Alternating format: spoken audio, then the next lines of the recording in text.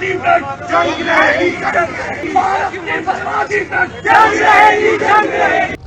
भारतर आजाद मागुथिबा फर्जी नेता ओडिशा रे सृष्टि करिबे विभाजन।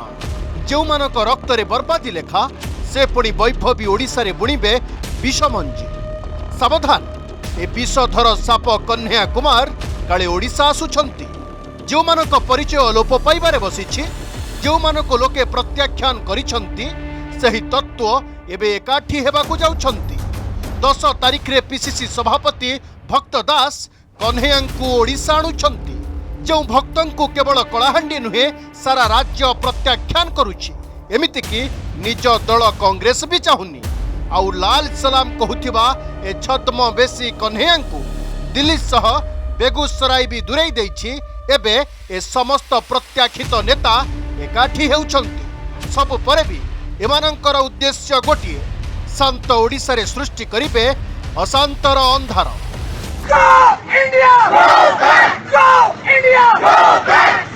कश्मीर की आजादी तक जंग रहेगी, भारत की आजादी तक जंग रहेगी, जंग रहेगी। मने अछि तो यांको प्रोफाइल जेतेबेले देशर युवपीढ़ी अखंड भारतर स्वप्न देखुछि, सेतेबेले ए महाशय केमिति विभाजनर नारा देउथिले। 2016 मसीहा फेब्रुआरी 11 जेएनयू कैंपस ए महाशय ए देशरे रही, ए देशरे खाई, ए देशरे पढ़ी केमिति देशठू आजादी मागुथिले। केवल सेतिक नुहे, 2001 डिसेंबर 13 संसद भवन उपरे आक्रमण करिथिबा सही काश्मीर आतंकवादी मोहम्मद अफजल गुरु को समर्थन करिथिले कन्हैया कुमार। नहीं सहेंगे, कितने अफजल मारोगे।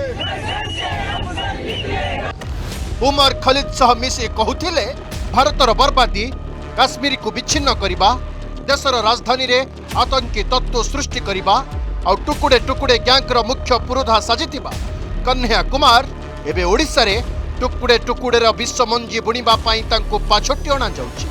सावधान, एमानंक भाषण नुहे, उद्देश्य को परखंतु, ए धूर्तंकु भल की चिन्हंतु।